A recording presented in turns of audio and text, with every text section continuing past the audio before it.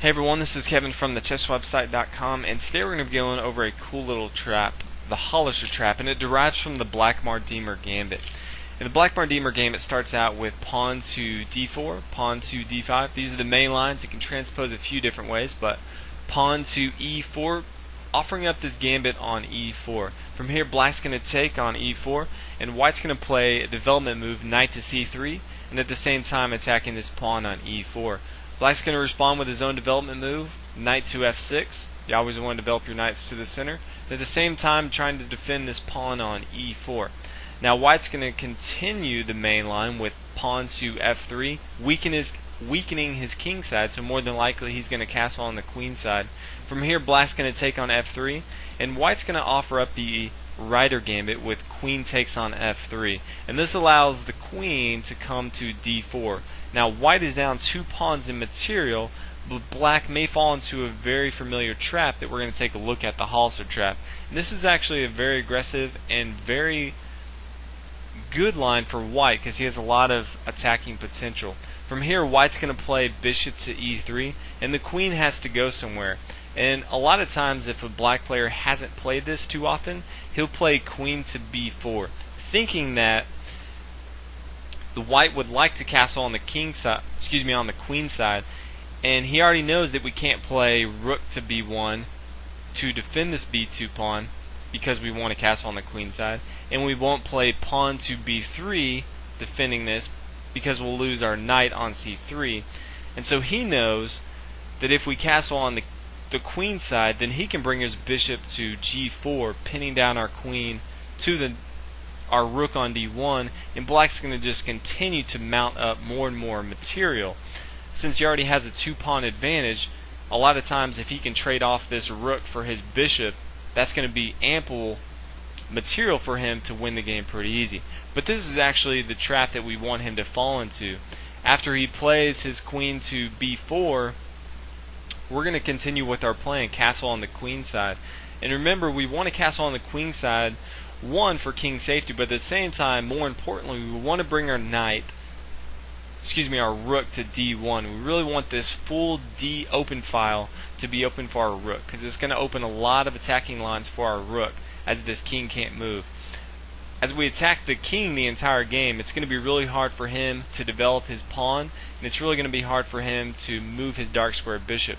So as long as we can attack this king, he can't move on this d file, which is really what we want. So as long as we can start to attack the king, it's going to be very hard for him to not lose the game.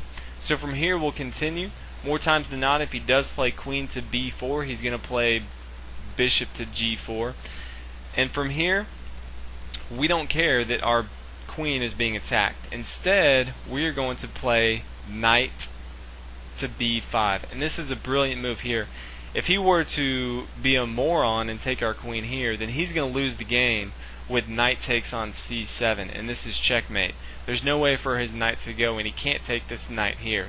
His king can't move because our rook here on d1 is attacking. So he can't do that, and there's a few other options that you may see. Keep in mind, at the same time, we are attacking his queen, so he's going to have to do something. There's a few things that you may see.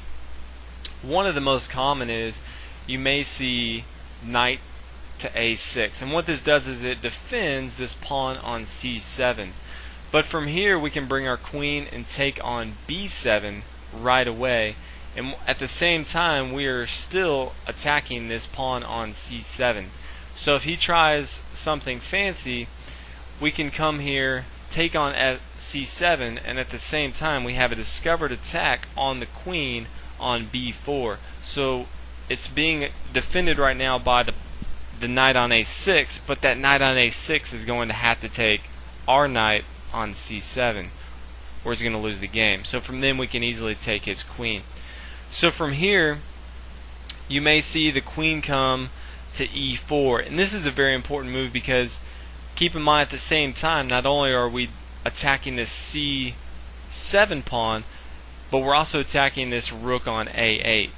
And he can't move his rook to c8 because from here we can take this knight on a6. We have a completely winning game. He would like to take our rook on d1, but he can't do this because now we can take his rook on c8, and that's a good game for black. So a lot of the things that black would like to do, he can't do that, and since we've already taken his knight here on a6, all his opportunities are falling out the window.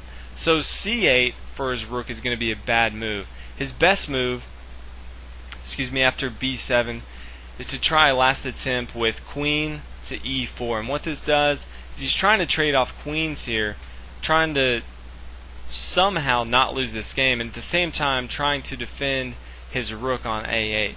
From here, though, we can just take the knight on a6, and from here he can take our bishop on e3, which is, it looks on the surface like it's okay for black. We are now going to bring our king to b1, and now the queen's going to bring black's going to bring his queen to c5, and from here we're going to either develop our knight to f3, or if you want to play an even more aggressive move, you can play queen to b7. And as you can see here, white has a lot of attacking moves. He's attacking this rook on a8, and at the same time he's double attacking this pawn on c7. And there's a lot that black really has to look at, and there's not much that he can do here.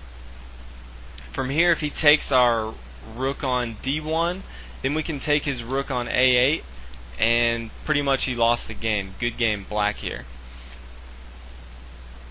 If he moves his queen to d7 here, we can now bring our knight back to c3. We're going to have a pretty easy game from here on out. We can start to develop our minor pieces and bring our other rook into the action. As you can see here, the material is about even. He's up one pawn to material, but as you can tell, our pieces are a lot more active and his king is wide open in the very middle of the game. So this is going to be a very good game for white, and this is if he plays perfectly. If he falls into that trap early on and plays his bishop to g4, trying to pin down our queen, it's going to be very hard for him to do anything but lose the game. There are a few other options that you may see in the game. A lot of times, we'll go ahead and get into it again after we bring to f3 and he takes. And we bring our bishop to e3, and we castle on the queen side. And he brings his bishop down. If we bring our knight to b5, a lot of times you'll see him right away try to get his pawn out of the way and try to give his king a little bit of room. So you may see pawn to e5, which is a noble attempt, but from here we can come in and play our knight to c7, attacking the king. And as we already talked about, he can't move down this d file because of our rook. This rook on d1 is so important the entire game because it really minimizes where the king can go. Now from here, the only move that black has is king to e7, and from here we can just bring our queen to b7, and we're already attacking this rook on a8. There's nothing that black can do to prevent us from taking this, and we're just going to continue to go up in material. His king is out in the open, we're just going to continue to gobble up pieces. If he tries a last-ditch effort and takes our queen on b7, then we can bring our bishop to c5, checkmate. There's no way for him to go, and this would be a pretty awesome way, I think, to win the game, because he has so many of these pieces, but there's nothing he can do. He can't take our bishop, and he can't move because of our knight, and he can't move on this d5 because of our rook. So keep this in mind if you do play it. Another thing you do want to take a look at is if he doesn't fall into the trap. Anytime you do play a trap, you want to be aware that he may not fall into it. So if we continue along the lines of the trap, and he takes on f3, and we do play f3 with our queen, and he does come down and capture with his queen after we play with bishop to e3, the best move that he can do is queen to g4, not putting his queen on b4, trying to attack this pawn. At the same time, we're going to continue castle on the queen side. Remember, this is very important with this trap. We're giving up this pawn on d4 early on so that our rook can nicely sit here on the d file and just aim down attacks on the black king. Now from here, if we take a look at it, if black were to capture on f3 and we recapture with our knight, now white is down 2 pawns of material, but at the same time we have a lot of attacking ideas. If you just look at the setup here, black has one knight developed to f6. We have both of our knights developed to the center. We have a bishop developed.